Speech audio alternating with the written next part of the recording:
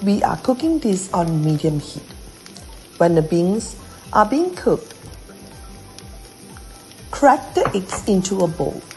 Add some ground pepper, salt, and some light soy sauce to the eggs. Use a fork or whisk to beat up the eggs until they become a little frothy. You will get a fluffier omelette if the eggs are beaten till frothy. Before pouring the eggs in, try to give the beans a good stir and then distribute the beans evenly in the pan. Pour in half of the beaten eggs. Swirl the pan a little from side to side to make sure the eggs covered the entire pan evenly.